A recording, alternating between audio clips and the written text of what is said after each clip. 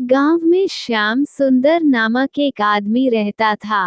वो बहुत गरीब था। गांव में काम धंधा नहीं चल रहा था, इसलिए श्याम सुंदर का परिवार चलाने के लिए बहुत तकलीफ हो रहा था। 2 टाइम का खाना सही से जुगाड़ कर नहीं पा रहा था। एक दिन श्याम सुंदर ने गांव छोड़कर शहर चला गया। श्याम सुंदर बीवी बच्चा को लेकर शहर में एक एक झोपड़ी में रहने लगा। श्याम सुंदर काम ढूंढते ढूंढते एक दिन एक बाबू का साथ मुलाकात हुआ। बाबू ने श्याम सुंदर की बारे सब कुछ मालूम किए और अपने घर को बोला कर ले गई।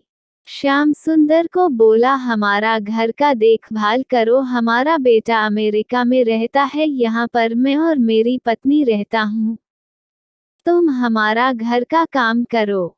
श्याम सुंदर कुछ ना बोलते हुए बाबू का बात पर हाँ भर दिया और अगला दिन से काम शुरू कर दिया। कुछ दिनों का बाद श्याम सुंदर बाबू का बहुत विश्वासी हो गया। श्याम सुंदर का बेटा 3 साल हो गया था। बाबू ने उसको एक अच्छा स्कूल में एडमिशन करवा दिया। बेटा अच्छा से पढ़ाई कर रहा था, इसलिए बाबू ने बहुत खुश हुआ।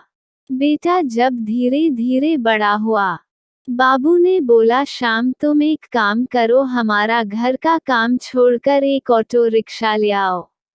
श्याम सुंदर ने कहा, बाबूजी इतना पैसा मैं कहाँ से लाऊं? बाबूजी ने कहा, पैसा मैं दूंगा। श्याम सुंदर ने ऑटो रिक्शा लाया। रोजगार बहुत अच्छा हुआ, परिवार खुशी से चलने लगे और बेटा अच्छा से पढ़ाई करने लगा। श्याम सुंदर का बेटे की अच्छा नौकरी मिल गई। श्याम सुंदर शहर में अच्छा सा घर लिया। कुछ दिनों का बाद श्याम सुंदर बेटा की शादी करवा दिया। समय चलता रहा, बाबू और उनके पत्नी दोनों ही चल बसे। श्याम सुंदर बिल्कुल अकेला महसूस कर रहा था। श्याम सुंदर धीरे धीरे बुढ़ा हो जा रहा था। श्याम सुंदर का एक सुंदर सा पोता हुआ।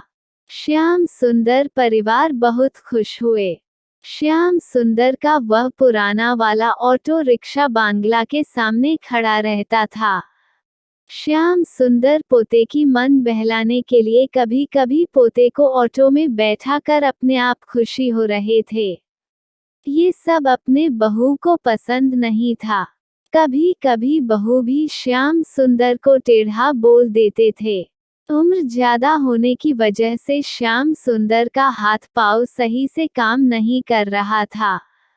कोई भी चीज इधर उधर हो जाने के बाद बहू को ये बात बर्दाश्त नहीं हो रहा था। श्याम सुंदर सब सुनकर भी बहू को कुछ नहीं बोल रहे थे, क्योंकि वह नहीं चाहते थे बेटा और बहू के बीच में कोई दरार हो, इसलिए सब सह जाते थे। एक दिन बहू ने अपने पति को श्याम सुंदर के बारे में सब कुछ बताया और श्याम सुंदर की बेटा सब सुनकर गुस्सा हुआ और परेशान हो गया और बोला, इसका कोई व्यवस्था करना पड़ेगा। श्याम सुंदर का पोता 4 साल की हो गया था, स्कूल जाना शुरू हो गया था। एक दिन श्याम सुंदर की बहू ने अपने पति को बोला, देखो ये पुराना ऑटो रिक्शा बांग्ला की सामने खड़ी है, मुझे बहुत खराब लगता है, इसको कहीं बेच दो। घर के अंदर का नजारा तुम्हारा पिताजी ने खराब कर रहा है, दूसरा घर की बाहर का नजारा तुम्हारा पिताजी का पुराना ऑटो रिक्शा खराब कर रहा है। ये सुनकर श्याम सुंदर की बटे ने दोनों को हटाने का निश्चित किया। एक दिन श्याम सुंदर को ऑटो में बैठा कर ले गई, कहीं वृद्धाश्रम में छोड़ने के लिए। ये सुनकर उनके पत्नी ने बोला, ऑटो रिक्शा को वहीं छोड़ देना। जब श्याम सुंदर को उनके बेटा ऑटो रिक्शा में लेकर जा रहे थे, राम सुंदर के पोते ने बोला, पापा दादाजी को छोड़ने का बाद ऑटो ले आना। इतनी छोटी सी बच्चे का ये बात सुनकर श्याम सुंदर के बेटे ने पूछा, तुम्हारा ऑटो में क्या काम है?